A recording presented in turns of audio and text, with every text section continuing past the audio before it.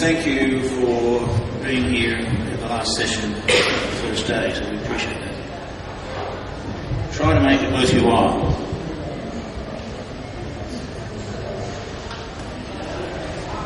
We'll be talking about corporate university successes and challenges, and there have been quite a few of both. I've been involved in what these days we refer to as corporate universities for about 20 years in various capacities, both as an organiser, a lecturer, an executive, and as a participant in such universities. They serve a very real and very valuable purpose. And I quite often get asked, well, why can't we just hire people straight from hotel school or straight from MBAs or whatever? And the simple answer there is that from a corporate point of view, we need to customise the skill set of individuals, and we need to make sure that they are able to meet the expectations of our various stakeholders. A little bit of background on the Oberoi Centre of Learning and Development. It's been in continuous operation since 1966, which is interesting in and of itself. It was established by the founder of the Oberoi Group in 1966, following the opening of what for him was a huge, absolutely massive investment, huge exposure, huge financial exposure to the development of the Oberoi New Delhi, which actually opened as the Oberoi Intercontinental Hotel New Delhi. Intercontinental is a major brand today. In fact, it's one of the largest companies in the world. But in 1965, when the hotel opened, it was a very prestigious brand. It was owned by Pan American World Airways, which at the time was probably the world's preeminent airline. To say they had high expectations of the Oberoi New Delhi doesn't really go far enough. The expectations were massive. And the problem was hiring people, finding people in India and in Asia who could meet those expectations. That was found to be very difficult, it's not impossible, and as a result, the Oberoi Centre of Learning and Development was established, and very quickly became a key element of the company's ability to compete, an ability to gain new projects, gain investor confidence. So it wasn't just a hotel school. Since the early stages of the school's operation, there have been many reviews and modifications made to it. These have been as a result of changing expectations, changing requirements from all the stakeholders, including students and parents of students. I have lots of conversations with many parents of students, I can assure you. They have very firm ideas about what they should be teaching their children. There's a huge demand for places at the present time. There was always fairly high demand right through the 60s, 70s, 80s and 90s. But in the last 5 years, the demand for places in our postgraduate program has gone, quite frankly, crazy. We have 55 places. Last year we received qualified applications from 10,672 people. This year we're tracking to be about 35% higher than last year. That's just 55 places. We take that very seriously, and we go through a lot of very careful selection and filtering basically as well. The selection process is very, very important. And we've got many people we have to satisfy, as I said before. This is a bit of a timeline for you. Our company was started in 1934 in the depths of the Great Depression. Great opportunities were available at that time. The Oberoi New Delhi opened in 1965. 1966 we were established, and in 1997 we changed our name to the Oberoi Centre of Learning and Development. Significant difference in terms of orientation for some. We still did all the basic hotel school functions, but added to it. And in 2004 we added an undergraduate program we call the Systematic Education and Training Program. And in 2011-2012 we've expanded the scope and activities of the centre to include 3 major executive development programs that we implemented, a whole series of short courses in technical and managerial skills, and we've firmly positioned the centre as the knowledge centre for the Oberoi Group through the acquisition of some fairly some computer software, computer hardware, access to the internet, and using database as well. Successes and challenges in these areas for us, purchase behaviours and attitudes are carefully observed. We have to. The thing that drives most of the change in hotels is changes on the part of the guest. We need to understand their needs, wants, capabilities, expectations regarding the hospitality guest experience that they're paying very high prices for. 80% of our guests are from overseas, and about 60% of them are from the US and the balance from the UK and Europe. We try to manage the organisation from the guest point of view, which is really the only one that's valid, in our opinion. That means that the first 2 points are terribly important. If we don't understand what the guests want, we can't deliver it. We can't train our people to deliver it.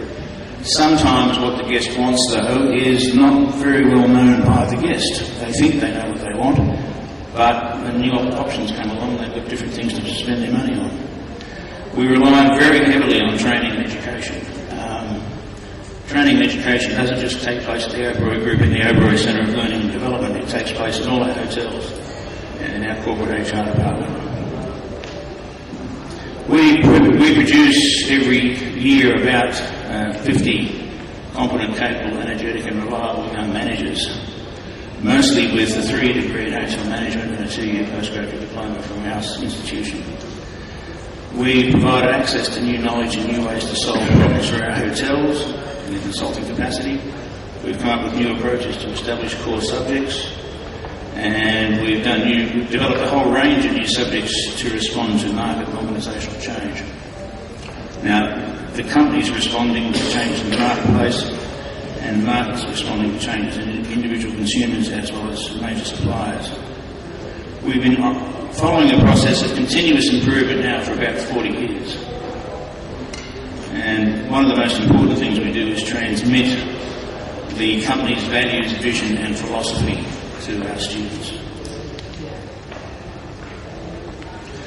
These are the areas we've focused on in the last couple of years for our students, and where we've had considerable success.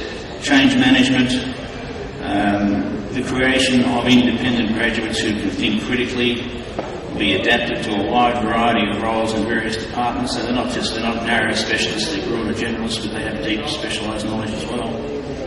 Who can be guest focused, who are resilient, they have to be in the hotel business, and can deal with new competitive realities. The Indian hotel industry is about to go through some very significant change in terms of numbers of new hotels opening in the next 3 years. It's going to be absolutely massive. And that's going to change the dynamics of the marketplace with an internal impact on guests and our competition, and we have to be training our people now for that situation. Technology is a double-edged sword for us. About 12 months ago, for the first time in the history of the Oberoi Centre of Learning and Development, every student starting with us had their own brand new high-tech PC. That had taken years to build up. For many years, 60% had PCs, 70% had PCs, but for the first time last 12 months ago, 100% of them started with a PC. That put enormous pressure on our Wi-Fi network and our servers, and we had to respond.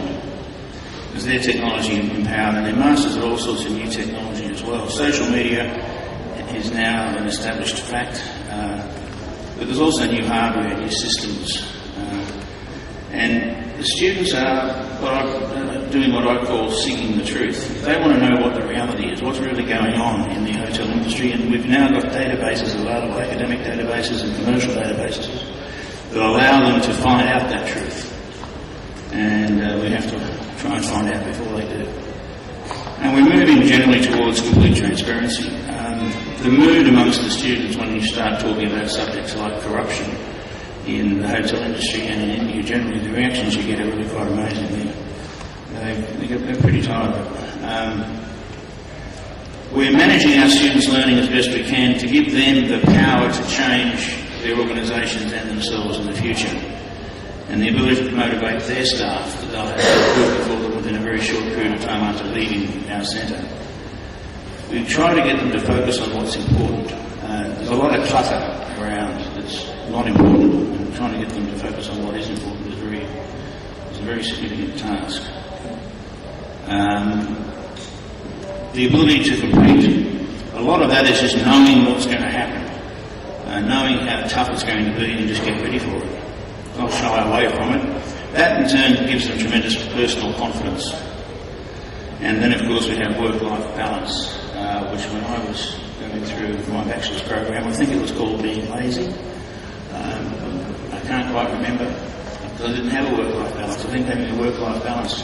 The big difference of course is, at least in the West in the 60s and 70s, higher education was in short supply. So there was a rationing effect that went on. Today, of course, it's quite different. If you've got money, you can get into a program. It's not a problem. The hotel industry is particularly bad when it comes to working hours.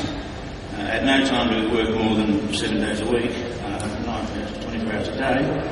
But sometimes it feels like that. And that's again driven by the competition levels and the number of people we have from overseas. We've pretty much moved from training in our postgraduate program to education. There's a big difference. I mean, we're not training so much anymore. We're educating young people to be very effective managers in the 21st century Indian and regional hotel industry. There are all sorts of sources and forms of knowledge. We acknowledge that and we manage that, and we deal with the issues of globalisation. One of the most pressing issues of globalisation is the extent to which our graduates are targeted by our friends in other major companies around the world. We've had a significant loss in the number of graduates from in our organisation just in the last 3 months. 3 months after graduating, they've been tempted away. Innovation is something we're working on all the time. Accreditation is going to become an issue. We are self-accrediting at this point in time. We're not affiliated with any, in a formal sense, with any university. We have close relationships with a number of overseas universities. But if the time is rapidly approaching, we're going to have to do something formal, I think. We also need to maintain the relevance of what worked in the past. I mean, Oberoi was a very, very successful company for decades before anybody mouthed the word corporate university. So we have to respect what's gone before. And we have to work more on, in my opinion, getting our people to stay with the company longer. Staying for 3 weeks is not acceptable after you just spent 2 years and $50,000 training you. That upsets our chairman a great deal. Upsets me. Our challenges also include keeping our curricula relevant for our hotels and management. If I send a graduate to one of our hotels, or I send one of the students out on professional placement, and if the general manager or the head of the department of any of our hotels considers that that person does not have what they consider a necessary level of knowledge and skill at a particular point in their development, I hear about it big time. And so luckily we've managed to keep them happy most of the time. The students also want to know what's relevant too. They don't want to be studying subjects of the past, they want to be studying subjects for the future. Likewise, the faculty, they have to be continually challenged and developed. The faculty are particularly well educated and very highly experienced at OCLD. And we have an ongoing challenge, which one I'm committed to work on to, as long as I can, to get Gen Y to understand the importance of events happening around them. And we place a lot of emphasis on this because we're dealing with overseas guests, so we're dealing with people from America. It would be nice to have people in the hotel that know that there's been a big hurricane there, but I'll bet many of them don't. And then the greatest challenge of all, how do we get Gen Y to read a book? How do we get them to read? I've tried all sorts of tricks, and for many of the kids who are joining us next year, I mean, books are so far away from where their heads are at the moment. It's iPads, it's Samsung Galaxy tabs, it's whatever. And they look at me and look at my collection of books and think I'm very quaint. He said, yes, but I'm the boss, so I can be quaint, it's all right. So that's the reality that we live in at the Oberoi Centre of Learning and Development. We've come a long way in a short time in the last few years, but we have uncovered the fact that we needed to go a lot further. The hotel industry in India in 10 years and in 20 years will be unrecognisable to what it is today. both in terms of scale, quality, activity, scope, employment and income generating potential for India. So we have to be ready for that. Because right now we've got a very small industry in international terms, in terms of number of rooms, but that will change very quickly. If we don't keep the profits flowing through excellent service, we won't reap the benefits of the growth of the portfolio in the future. One final note on the future. We have learned over the whole history of the Oberoi Group that people make the difference. There is no doubt. Technology doesn't make the difference. It's people. It's that human touch, especially when you arrive from halfway around the world. You've got to keep your promises. Keep your promises to your staff, to your guests, to your industry colleagues. And of course, yesterday's basic expectation. So trying to work out what tomorrow's wow will be is very challenging. We have to focus on the server-customer interaction. Where does that fit? What's happening at that particular interaction? And use technology and service as two sides of the one coin. Too much of one and not enough of the other is not the way to go. And because we know that things are going to be so interestingly different, we almost have to be the hurricane in the US, who thought that was going to come along when it did, and as impactful as it obviously has been, and it may in fact get Barack Obama re-elected. Because he stopped campaigning to go and help all the people. Best thing he could have done. Anyway, effective training and education are critical for strategic success. Thank you very much. I'd like to pass over to one of my